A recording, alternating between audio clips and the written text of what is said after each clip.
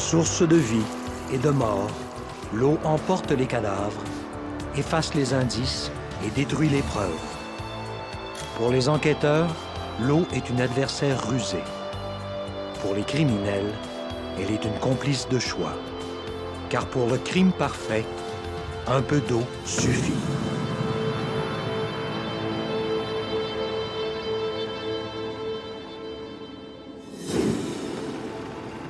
Winnipeg, au Manitoba, niché au confluent des rivières Rouges et Assiniboine, est reconnu pour son climat rigoureux.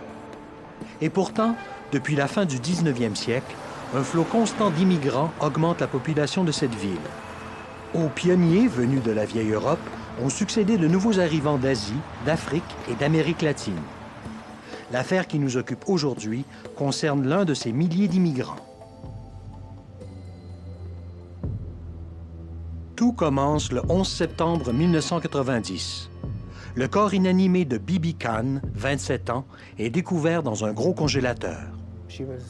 C'est son frère, Mohamed Khan, qui l'a trouvé. Il a tout de suite appelé les services d'urgence.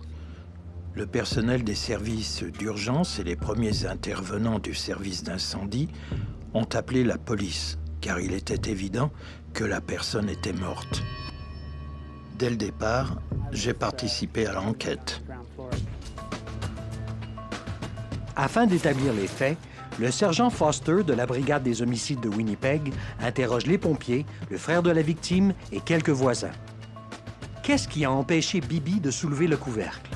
Cette question intrigue le policier. Il n'y avait pas de serrure. C'était un congélateur ordinaire du type coffre, avec un cordon d'étanchéité. Selon l'intervenant sur les lieux, l'intérieur du congélateur était chaud et humide à cause de la chaleur émanant du corps qui s'y trouvait. Après avoir enlevé le corps du congélateur, nous avons constaté que du scellant avait récemment été appliqué dans le but évident de boucher toutes les fuites. Bibi et son frère aîné partagent une maison, rue Alfred. Elle est arrivée de Guyane il y a 4 ans pour vivre au Canada, à l'invitation de son frère, qui a immigré quelques années plus tôt.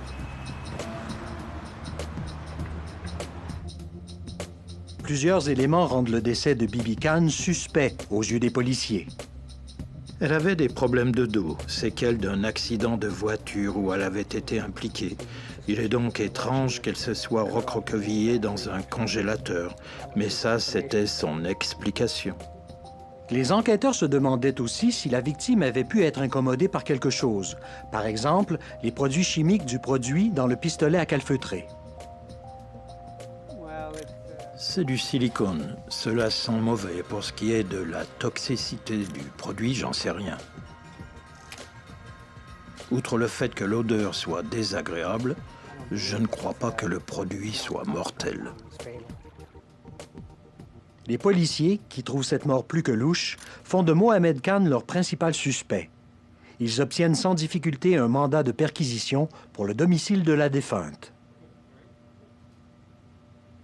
On lui a interdit l'accès à son domicile pour plusieurs jours, pendant que nous poursuivions notre perquisition. Nous avons examiné chaque tube, bouteille, vial de tous les produits que les gens ont chez eux pour faire des réparations ou pour s'adonner à leur passe-temps. Les policiers ne trouvent rien qui puisse expliquer que Bibi n'ait pu soulever la porte du congélateur. L'autopsie du corps de la victime révèle qu'elle est morte asphyxiée, de cause indéterminée. Par contre, le pathologiste remarque la présence de nombreux médicaments dans le sang de la victime. En regard du décès de Bibi, elle avait tellement de drogue dans son système qu'elle aurait été somnolente. Elle avait tellement d'ordonnances que le Collège des médecins du Manitoba a vérifié la façon dont son médecin prescrivait les médicaments. Il a aussi souligné qu'elle était dans une position fétale dans le congélateur et qu'elle ne pouvait s'être placée dans cette position. On l'a déposée là.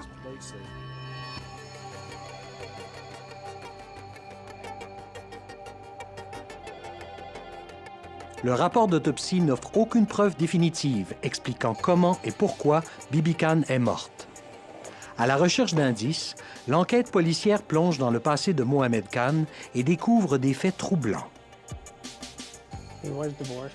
Il était divorcé. Et nous avons aussi découvert qu'il avait été accusé de bigamie, alors qu'il vivait ailleurs au pays, pour un mariage de convenance dans le but de faciliter des questions d'immigration. Certains documents saisis à son domicile se révèlent particulièrement instructifs. Il y a l'assurance vie. Il a transféré l'hypothèque sur la maison au nom de Bibi. Elle a obtenu une hypothèque et a acheté la maison. Il s'est retrouvé avec un important montant d'argent. L'assurance vie était sur sa vie à elle, et au fur et à mesure que l'enquête avançait, il devenait évident qu'il ne payait rien. Il ne payait pas les taxes d'eau, les taxes foncières, et la seule fois où ses comptes étaient à jour était lorsque la ville a fait enquête parce que Bibi était sur l'aide sociale. L'entrée de gaz naturel a été fermée et la maison était chauffée par environ 8 plaintes électriques. Le chauffe-eau avait aussi été modifié pour pouvoir installer un chauffe-eau électrique à côté. Alors que nous étions sur place, le sous-sol était plutôt frais, pour ne pas dire froid, et on avait installé un séchoir à cheveux bricolé pour empêcher la tuyauterie de geler. Les comptes pour la police d'assurance étaient toujours payés à temps. Les primes étaient toujours acquittées. Il semble que c'étaient les seuls qu'il ait jamais payés. Donc, il y avait l'assurance. Et il est clair qu'il l'utilisait comme une vache à lait. Mohamed Khan est le bénéficiaire de plus de 250 000 $ d'assurance vie souscrite par Bibi Khan sur sa propre vie.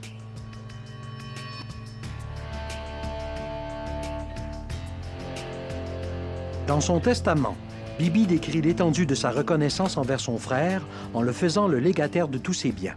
Elle explique « Il est responsable de ma venue au Canada. Il s'est occupé de mes études et de tous mes besoins. C'est pour cela que je tiens à le remercier de cette façon. » Nous avons enquêté cette affaire pendant longtemps.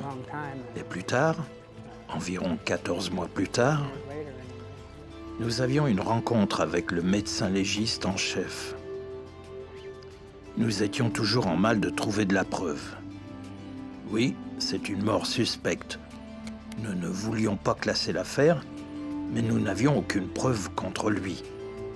Au Canada, le système légal repose sur la preuve et nous n'en avions pas. Avec regret, le sergent Foster se voit obligé de fermer le dossier. Après la clôture de l'enquête, Mohamed Khan essaie de toucher les assurances-vie placées sur sa défunte sœur. Mais les deux compagnies refusent de payer, au motif que le décès de Bibi est un suicide. Khan les menace de poursuites judiciaires.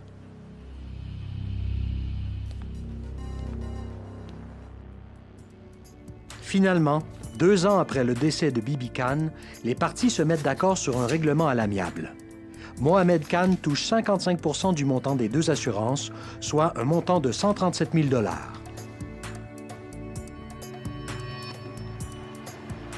3 ans plus tard, beaucoup d'eau a coulé sous les ponts de Winnipeg.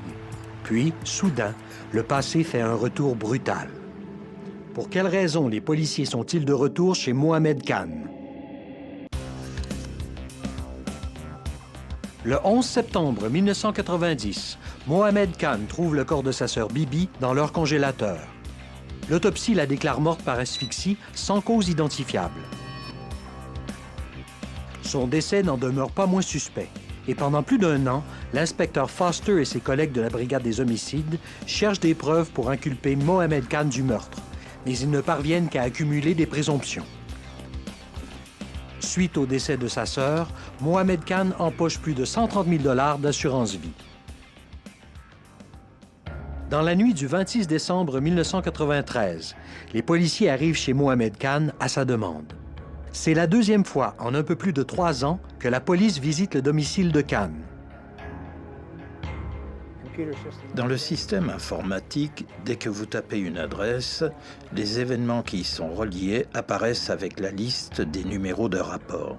Par exemple, les policiers qui se rendent à cette adresse sont informés des événements passés, comme une mort suspecte est survenue à cette adresse il y a tant de mois ou tant d'années, et soyez-en conscients. Il raconte qu'il est sorti avec son épouse et qu'elle a quitté tôt dans la soirée pour rentrer à la maison, qu'elle a dû avoir du mal à débarrer la porte et qu'elle n'est pas là lorsqu'il arrive à la maison. Il est inquiet et demande qu'on l'aide à la retrouver. La jeune femme disparue s'appelle Sarita Khan. Elle a 21 ans et a rencontré Mohamed Khan lors d'un voyage en Guyane. Ils sont mariés depuis plus de 2 ans. Les policiers effectuent aussitôt une recherche de la maison et de la cour, ainsi que d'une fourgonnette garée au fond de la cour.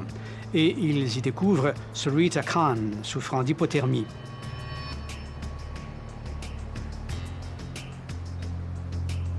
En fait, elle souffre d'engelure et son pied droit est en piteux état.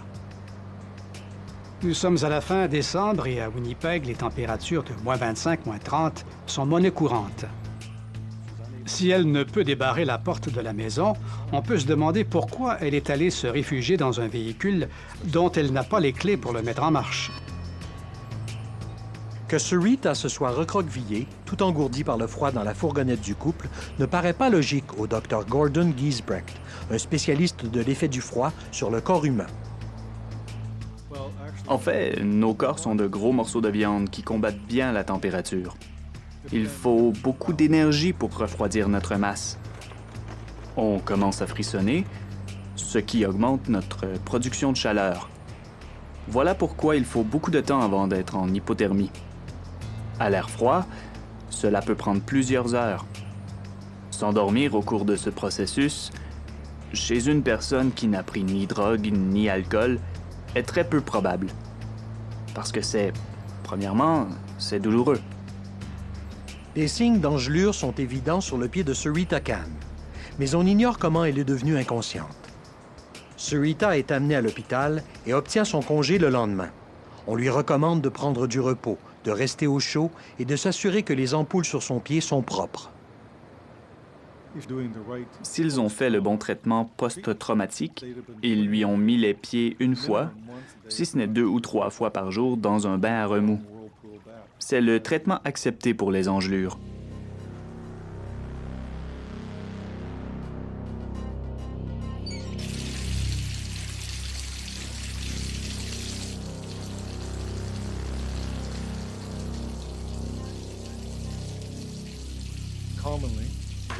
Il se forme habituellement des ampoules, alors non seulement il faut garder la partie affectée bien au chaud,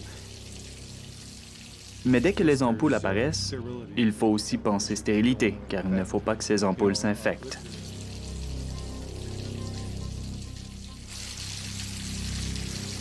Pour donner le bain tiède, vous enlevez les bandages, vous donnez le bain tiède, puis vous asséchez et vous refaites les bandages.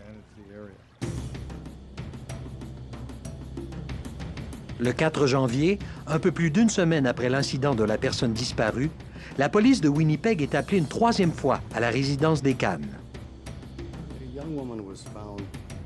Une jeune femme a été découverte par son mari dans la baignoire et semblerait s'être noyée. Mohamed Khan, époux de la défunte, enlevait le bouchon de la baignoire alors qu'il parlait à l'opérateur du 911 et que ce dernier lui demandait évidemment de pratiquer la RCR. Arrivé sur les lieux, le service ambulancier de Winnipeg a tenté les manœuvres de réanimation, mais en vain. La jeune femme trouvée dans la baignoire est nulle autre que Sarita Khan. Ces circonstances étaient vraiment très suspectes. L'enquête sur la mort de Bibi Khan, la disparition de Sarita et sa découverte dans la fourgonnette étaient autant de signaux d'alerte pour les enquêteurs. Mohamed Khan s'empresse d'expliquer à la police comment il a découvert sa conjointe. Mohamed n'était pas à la maison. Son épouse lui a téléphoné lui disant qu'elle avait une sensation de démangeaison. Mohamed lui a dit « Prends un bain ». Il a répété « Prends un bain et va te coucher. Tu vas te sentir mieux ». Il a continué à faire ses courses et lorsqu'il est rentré à la maison, elle était dans la baignoire, mais sous l'eau. Il a téléphoné à la police. Tout le monde s'est précipité sur les lieux. À première vue, tout porterait à croire que la jeune femme est morte noyée. De plus, d'après les témoignages des secouristes, le corps de la victime était mouillé quand ils sont arrivés. Et les policiers lui ont dit « Votre épouse est morte ». D'abord, il semblait incrédule, mais il n'a pas manifesté beaucoup d'émotion. Essentiellement, il a dit « Comment peut-elle être morte? Car l'eau est encore chaude ». La question de Khan est très intrigante. Déjà, le corps se refroidissait. La rigidité cadavérique s'installait. Il a donc été impossible de l'intuber. Si je considère les différents éléments, d'après moi, elle était morte depuis un bon moment. Probablement 2, peut-être même depuis 4 heures. Règle générale, c'est la rigidité de la mâchoire qui empêche l'insertion du tuyau respiratoire et cela prend approximativement de 2 à 4 heures dans des conditions tempérées. Le commentaire de Khan est donc en contradiction avec l'examen du corps. De plus, les noyades dans une baignoire sont très rares. Habituellement, les gens qui meurent dans la baignoire ou dans la douche ont des problèmes de santé majeurs qui les rendent vulnérables en cas d'accident, une maladie cardiaque par exemple, ou des convulsions, ou encore, ils sont sous l'influence de drogues ou de toxines nocives. Les morts naturelles qui surviennent en baignoire ne sont habituellement pas par noyade. Ils ont une crise cardiaque et c'est par hasard qu'ils sont en train de prendre un bain lorsqu'ils meurent. Kerry Armitt, un spécialiste de l'identification judiciaire, examine l'état de la salle de bain avec attention. Cela avait l'air d'une mise en scène. La barre à serviettes sur la porte coulissante en verre qui entoure la baignoire avait été brisée et une partie de cette barre à serviettes était dans la baignoire. Nous avons aussi remarqué qu'il y avait une robe de nuit dans la salle de bain, mais qu'il n'y avait aucune serviette. Nous avons trouvé cela étrange. Elle était peut-être dans la baignoire. Cependant, on peut douter que quelqu'un ait pris un bain car, normalement, il reste toujours de l'eau dans la baignoire ou dans la vidange pour quelques heures après, et la baignoire semblait bien sèche. Pas une goutte d'eau dans la baignoire.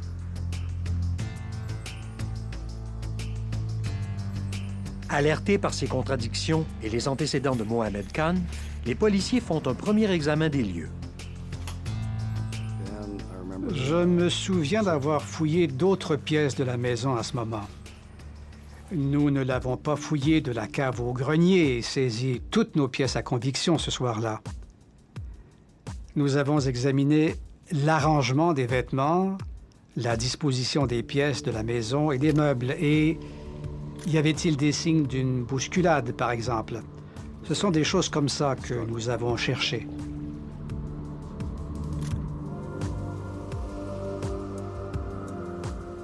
Nous avons trouvé des polices d'assurance et aussi de la documentation relative à l'utilisation des plantes toxiques. Tout cela nous intéressait grandement. En fait, on lui a posé la question. Avez-vous une police d'assurance sur la vie de votre épouse? Et là, il est passé en mode défensif. Cela ne vous regarde pas. Plus que tout, cette réponse a vraiment été déterminante dans la décision de la police à l'effet de mettre en branle tout le processus d'une enquête plus approfondie. Il y a assez d'éléments troublants pour justifier la demande d'un mandat de perquisition pour effectuer une fouille complète. Mohamed Khan est escorté hors de sa maison et n'a pas le droit d'y revenir avant la fin de l'enquête. J'étais en voyage de chasse au centre-nord du Manitoba lorsque cette nouvelle m'est parvenue. L'adresse, une femme trouvée morte. Ma curiosité était piquée. Oh, je connais cette adresse.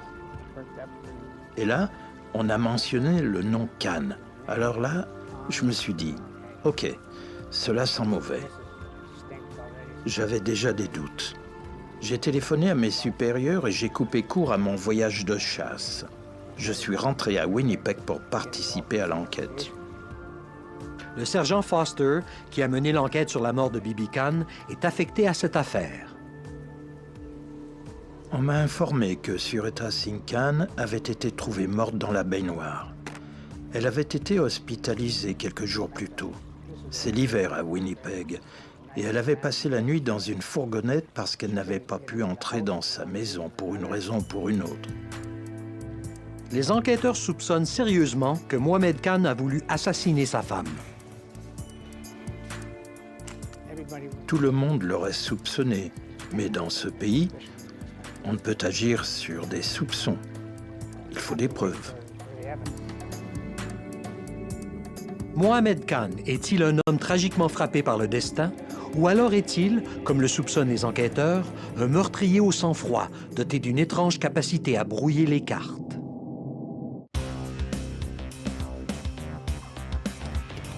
La double mort de la sœur puis de la femme de Mohamed Khan, à plus de 3 ans d'écart, fait peser le soupçon sur cet homme de 38 ans, immigrant guyanais d'origine indienne. Les parallèles entre les deux affaires sont troublants. 2 jeunes femmes guyanaises isolées et vulnérables, 2 décès aux circonstances peu claires, 2 séries de polices d'assurance-vie. Le 5 janvier 1994, au Centre des sciences de la santé de Winnipeg, le pathologiste judiciaire Kelly MacDonald procède à l'autopsie de la deuxième dépouille, Surita Khan. D'entrée de jeu, je dirais que je n'aborde pas un cas en me disant que c'est un homicide. C'est une mort suspecte, une mort qui suscite des questions. Mais l'homicide est une décision de la cour ou du médecin légiste. Mais s'il y a mort suspecte, toute l'information que je puis avoir sur l'état de santé de la personne décédée, ses habitudes, ses choix de vie, dépendance ou non à l'alcool ou à la drogue, la dernière fois qu'on l'a vue vivante, si elle se portait bien, où elle était, tout cela aide énormément. Les préliminaires terminés, le pathologiste peut commencer l'autopsie. Une toute petite femme parfaite. Elle ne pesait que 35 kilos, c'est moins de 80 livres. Elle mesurait presque exactement 5 pieds, mais elle ne souffrait pas de malnutrition. Nous notons tous les vêtements ou articles qui arrivent avec le corps. Nous prenons des photos à l'échelle ou non, afin de pouvoir situer les blessures ou autres. Nous prélevons différents spécimens du corps, des échantillons de cheveux ou du système pileux. Nous examinons les ongles et en prélevons des échantillons. Lors d'un examen médico-légal, contrairement à un examen pour un décès survenu à l'hôpital, s'il s'agit d'une mort violente, vous allez trouver la plus grande partie de l'information utile à la surface du corps. À cause des antécédents de Mohamed Khan avec la justice, un très grand nombre d'échantillons, y compris les liquides corporels, sont prélevés sur le corps de la victime. Le docteur MacDonald remarque aussi que la peau de la victime est parfaitement lisse, ce qui contredit l'hypothèse d'un séjour prolongé dans l'eau de la baignoire. Après 2 heures dans l'eau, elle serait plissée comme un pruneau. Je ne vois rien de tel. Si elle avait été dans l'eau chaude, non seulement sa peau serait plissée, mais elle commencerait même à se détacher, en particulier aux paumes des mains et des pieds. Les cheveux se détachent et commencent à tomber. Et encore une fois, si l'eau était chaude, les tissus en dessous auraient eu l'apparence d'un jambon semi-cuit. Rien de cela. Alors, rien ne m'indique qu'elle ait été longtemps dans l'eau froide. Et rien ne m'indique qu'elle ait été dans l'eau chaude pour une courte période. Elle n'est pas morte dans cette baignoire. Mais si la victime n'est pas morte dans la baignoire, qu'est-ce qui a causé son décès? Informé de l'épisode du 26 décembre, le docteur MacDonald passe en revue les marques laissées par le séjour prolongé de Surita au froid, afin de les éliminer de sa recherche. Il constate des engelures au pied de la victime, ainsi que de profondes ampoules sur un seul pied. Mais ce ne sont pas les seules traces qui marquent la peau de la victime. Cette jeune femme avait quelques pétéchis. Elles étaient sur la membrane muqueuse d'un œil. Et elle en avait dans le nez.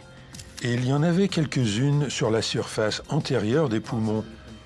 Elle ne pouvait pas être le résultat des engelures ou de l'hypothermie qu'elle avait subie il y a 7 ou 8 jours, parce qu'elle serait guérie. Vous savez, elles sont très petites, elles sont grosses comme une tête d'épingle, alors que ces pétéchis étaient récentes. De toute évidence, elles dataient du moment du décès. On les trouve fréquemment dans les cas de mort par asphyxie, les morts où il y a compression suffisante du cou ou de la poitrine pour réduire la circulation de l'air et du sang dans le corps. L'importance de cette trouvaille dépend des circonstances, de l'historique de la victime et non de la présence des pétéchis. Suite à l'examen externe, le médecin procède à l'examen interne. Le contenu de l'estomac m'intéressait au plus haut point dans le cadre de l'enquête. Si une personne se noie, une chose qu'elle fait, pas toujours, mais qu'elle peut faire, c'est qu'elle cherche de l'air et ce faisant, elle avale de l'eau. Rechercher si le contenu de l'estomac est aqueux permet de pointer la colonne positive plutôt que de pointer la colonne négative du rapport. Nous avons donc préservé et examiné le contenu entier de son estomac. Et il s'est avéré que c'était un riz au curry bien sec, absolument pas aqueux. On aurait pu l'identifier chaque grain de riz. Nous l'avons conservé et le tout a été envoyé au laboratoire de toxicologie. Je n'avais aucune évidence d'eau dans l'estomac. Les premières observations du Dr McDonald excluent la mort par noyade et suggèrent une asphyxie intentionnelle. L'autopsie seule ne permet pas au pathologiste de se prononcer définitivement. Il doit attendre que le laboratoire termine l'analyse des spécimens envoyés. Les résultats des tests toxicologiques feront-ils pencher la balance? Les enquêteurs s'apprêtent à faire une seconde fouille plus détaillée de la maison de Mohamed Khan.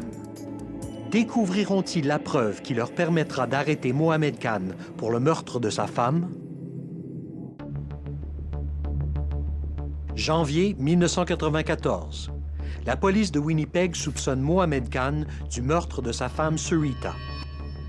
Près de 3 ans plus tôt, celui-ci était suspect dans le décès de sa sœur Bibi.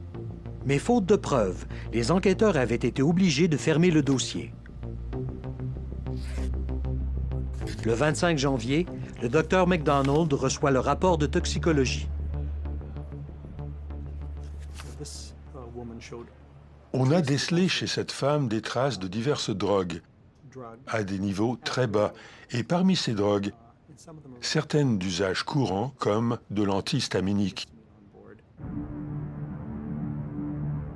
C'est en fait une variété de somnifères qu'on peut acheter sans ordonnance. En plus, il y avait chez cette femme au moins 2 opiacés narcotiques. Un narcotique commun disponible sans ordonnance au Canada, la codéine, et un autre narcotique plus puissant, sur ordonnance seulement, commercialisé sous le nom de Demerol.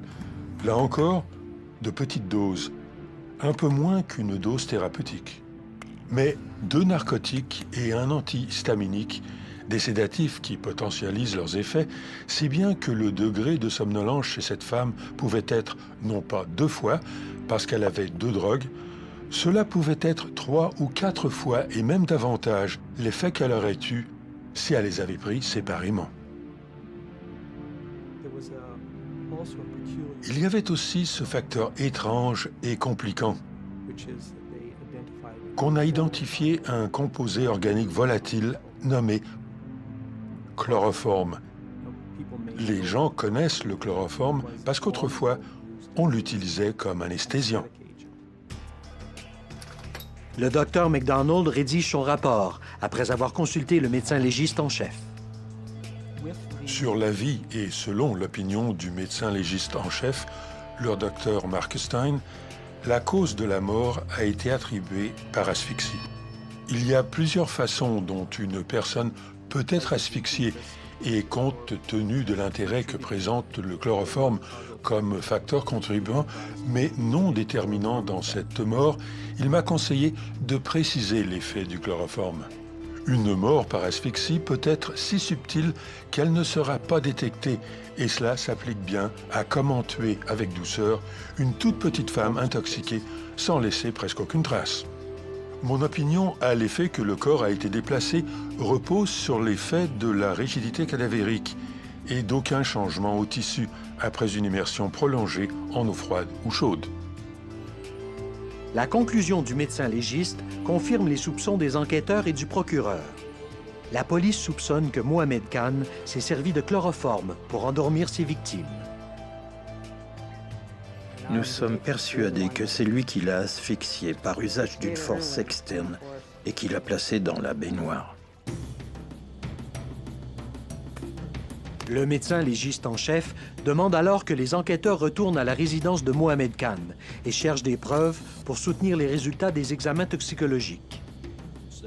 Il voulait amasser toutes les parcelles de preuves qu'il pourrait possiblement trouver parce qu'il croyait, à ce point dans l'affaire, qu'il s'agissait non d'un seul meurtre, mais probablement de 2 meurtres, avec celui d'il y a 3 ans. Un des premiers objectifs des policiers, trouver du chloroforme et des contrats d'assurance-vie. Cette fouille systématique dure 5 jours. Nous avons trouvé des aiguilles et des seringues. Je ne crois pas que M. Khan ou son épouse aient souffert de diabète. Il n'y avait donc aucune raison médicale à la présence de ces seringues, sinon pour l'injection de drogue. Nous avons ramassé tous les liquides et poudres non identifiées, ce qui nous a donné une quantité énorme de pièces à conviction. Il y avait des fioles de médicaments d'ordonnance partout dans la maison, incluant le sous-sol et dans la fourgonnette garée à l'arrière. Il y avait des pilules dans certaines fioles, d'autres étaient vides. Il y avait aussi un certain nombre de médicaments disponibles sans ordonnance. Nous avons tout saisi. Les policiers découvrent un document inattendu et compromettant. Il y avait des papiers sur une petite table dans le salon, et parmi ces papiers, il y avait un document manuscrit intitulé « 12 étapes pour commettre le crime parfait », lequel nous avons trouvé extrêmement intéressant. Et évidemment, une analyse graphologique a été faite avec des échantillons connus de l'écriture de M. Khan pour démontrer qu'en fait, M. Khan aurait pu être l'auteur de 12 étapes pour commettre le crime parfait.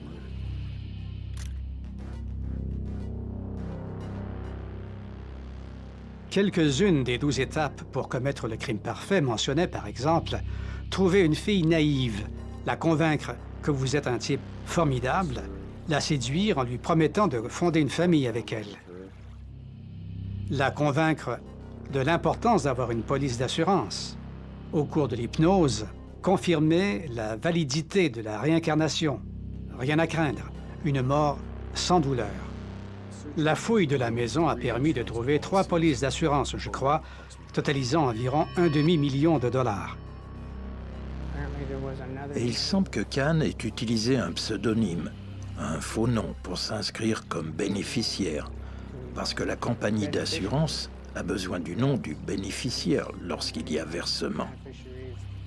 Il ne voulait pas qu'on puisse le retracer. Ok, j'ai eu de l'argent pour Bibi Khan. Maintenant, je suis le bénéficiaire de cette police d'assurance. Les enquêteurs ne trouvent chez Mohamed Khan aucun document prouvant qu'il avait un emploi pour subvenir à ses besoins. Il devient de plus en plus clair que l'escroquerie à l'assurance-vie constitue pour le suspect une façon de subsister sans avoir à travailler. Sa sœur est décédée il y a 3 ans. Il a touché plus de 100 000 $. Maintenant, 3 ans plus tard, son épouse meurt soudainement et il devrait y avoir un autre versement d'assurance. Durant cet intervalle de 3 ans et avant le décès de sa sœur, beaucoup de comptes étaient en souffrance. Cependant, pour ce qui est des primes pour les assurances-vie des 2 femmes, elles ont été payées de façon constante et régulière. La police a maintenant saisi plus de 1000 pièces à conviction de la maison de Mohamed Khan et découvert un motif pour meurtre. Est-ce que les enquêteurs seront capables de lier toutes ces preuves au décès de Bibi et Surita Khan? Soupçonné du meurtre de sa sœur en 1991 et de son épouse en 1994, Mohamed Khan est sur le point d'être arrêté par la police de Winnipeg. Le sergent Foster arrive au domicile de Khan avec un mandat d'arrêt en main. Il ne répondait pas. Nous avons alors poussé la porte et elle s'est ouverte. Nous sommes entrés en criant que c'est la police. Il parle au téléphone à une avocate, dit « Police, vous êtes en état d'arrestation pour 2 motifs. Meurtre au 1er degré de Bibi Khan et de Surita Singh. Et vous allez venir avec nous. » Son avocate était au téléphone et je lui ai parlé brièvement. Elle m'a dit « Vous ne l'interrogerez pas et il ne fera aucune déclaration. » J'ai répondu « Faire une déclaration, c'est sa décision. Mais poser des questions, c'est notre travail. Et nous allons lui en poser. » Je l'ai amené à nos bureaux. Et là, nous l'avons interrogé. Je vous accorde que durant toute la durée de l'interrogatoire, il n'a pas dit grand-chose. Il était froid et calculateur. Il était arrogant et faisait valoir qu'il avait faim et soif et voulait de la nourriture et de l'eau. Nous avons tiré de lui qu'il ne nous dirait rien, ce qui est certainement son droit. Mais il devait aussi savoir que nous avions trouvé des traces de chloroforme dans le cerveau de Surita, que c'est une base suffisante pour un meurtre. Nous croyons qu'il avait commis ce meurtre et qu'il avait aussi tué Bibi de la même façon. Depuis 2 semaines, personne n'a réclamé la dépouille de Surita pour l'enterrer. Sa famille en Guyane n'a pas d'argent pour la rapatrier. L'avocat de Mohamed Khan dépose une demande pour que le corps de la victime reste au Canada afin qu'il soit examiné par des experts indépendants. Le ton est donné. Le suspect, loin de collaborer, combattra l'accusation coup pour coup. L'autopsie de Surita Khan a révélé la présence de chloroforme. Le médecin légiste ordonne que des analyses soient faites sur des spécimens appartenant à Bibi Khan. Ces tests révèlent aussi des traces de chloroforme. La théorie de la couronne était que Bibi était somnolente du fait des drogues. Au départ, il pensait chloroforme. Ensuite, il se disait qu'elle avait été placée dans le congélateur, dont on avait fermé le couvercle et où elle avait suffoqué. Alors que le procureur de la Couronne monte son dossier contre Mohamed Khan, des nouvelles surprenantes arrivent du laboratoire judiciaire. Le laboratoire avait continué de tester des cadavres pour la présence de chloroforme et on a découvert que 80% des cadavres contenaient cet anesthésique. Le produit se retrouve dans diverses applications industrielles. C'est un contaminant qu'on trouve dans l'eau, dans l'air, dans l'environnement. On en trouve des traces infimes, ça et là, un peu partout.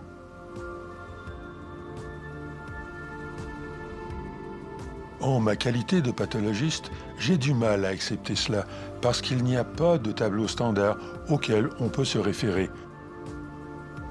Alors, ceci n'est pas de l'information, ce n'est que du bruit qui contribue à mêler les cartes.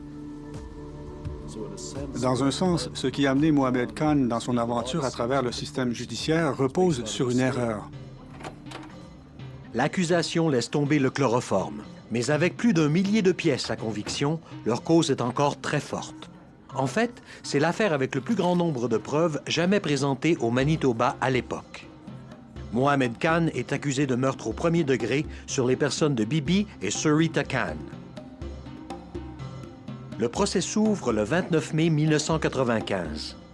Le procureur décrit la théorie de la Couronne sur comment Surita Khan a été tuée. Le 4 janvier 1990, dans l'après-midi, Mohamed Khan s'apprête à quitter son domicile. Il s'assure avant de partir que Surita prend ses médicaments, un cocktail d'analgésique et d'antihistaminique. Soucieux de son alibi, Mohamed Khan sort faire des achats et garde précieusement les tickets de caisse indiquant la date et l'heure. Ensuite, il visite un ami pour compléter son alibi. Surita appelle Khan chez son ami et se plaint de démangeaison. Il lui dit de prendre ses médicaments et de se mettre au lit.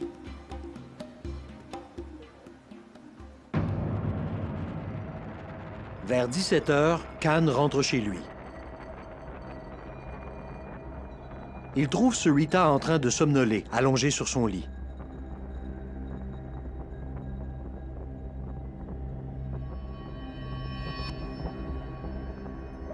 Il prend alors un coussin et l'applique contre le visage de sa femme, qui, à moitié consciente, se débat à peine.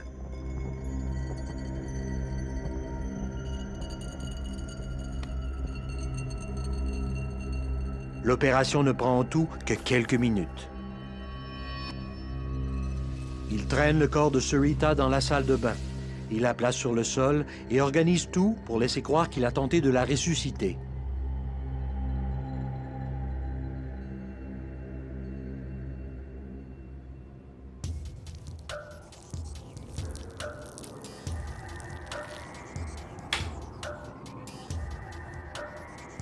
Vers 19 h, il compose le 911. Le procureur termine sa version des faits. Puis, la défense s'emploie à prouver que celle-ci est fausse. Le pathologiste témoignant pour la défense a fait une déclaration différente, eu égard à la quantité d'eau qui s'est écoulée de la bouche de la femme lorsque les ambulanciers ont tenté de la réanimer. Il croyait que non, c'est compatible avec la noyade. Les pathologistes témoignant pour la défense disaient essentiellement qu'ils croyaient qu'il y avait de fortes chances qu'elle avait eu une crise et qu'elle en était morte.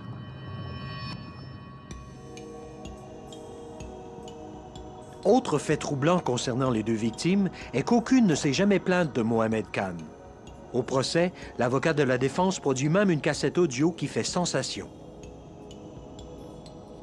Bibi Khan a fait un enregistrement racontant sa vie misérable. On l'a battu, on l'a violé. Sa famille l'obligeait à aller chercher du thé, à aller chercher de l'huile de cuisson. Et comment allait-elle payer pour ses marchandises? En ayant des relations sexuelles. À ses funérailles, elle voulait une seule personne, son frère Mohamed Khan, parce qu'il était le seul membre de sa famille à bien la traiter. Elle parlait de son frère en ces termes. Lors du procès, un psychiatre a dit qu'essentiellement, cet enregistrement est une lettre de suicide. Mais cela démontrait l'amour qu'elle vouait à ce frère qui était accusé de l'avoir tué. La défense proclame que les pétéchis ou marques roses trouvées sur le corps de la victime auraient pu être provoquées par l'hypothermie dont a souffert la jeune femme le 26 décembre. La poursuite appelle le Dr Giesbrecht afin de contrer cet argument. Il n'y a pas de lien entre des engelures aux pieds ou sur un corps en hypothermie et des pétéchis au visage une semaine plus tard. Non, le seul endroit où vous pourriez avoir des taches colorées sur la peau serait là où il y a eu des engelures. La présence de pétéchis sur le visage prouve que Sarita a été asphyxiée. Le fait que dans le cas des deux victimes, des assurances-vie aient été prises au bénéfice du suspect ajoute du poids au dossier de la poursuite. Puis, il y a le document trouvé par les enquêteurs et écrit de la main de Mohamed Khan. 12 étapes pour commettre le crime parfait. Ce document non seulement donne une idée de la façon de penser du suspect et de sa stratégie, mais il donne explicitement la liste de 5 victimes, toutes des femmes, tuées entre 1970 et 1994. L'auteur indique qu'il continuera à ajouter des noms à cette liste jusqu'à ce qu'on l'arrête. À l'issue d'un procès long et controversé, le jury rend son verdict. Ils ont déclaré Mohamed Khan coupable de meurtre au premier degré, tant pour son épouse Sarita que pour sa sœur Bibi. Le meurtre au premier degré entraîne une peine de 25 ans. Essentiellement, c'est l'emprisonnement à vie, aucune possibilité de libération avant 25 ans. Mohamed Khan avait donc devant lui 25 ans d'emprisonnement.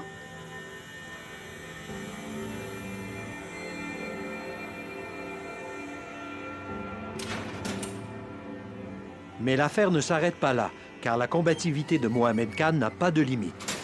L'inculpé fait appel de la décision du jury. Ainsi commence une série de procès et d'appels qui dureront plus de 5 ans et qui font de cette affaire la plus coûteuse de l'histoire judiciaire du Manitoba. Mohamed Khan a perdu son appel dans l'affaire Sarita Khan. Il purge aujourd'hui sa peine au pénitencier de Stony Mountain, au Manitoba.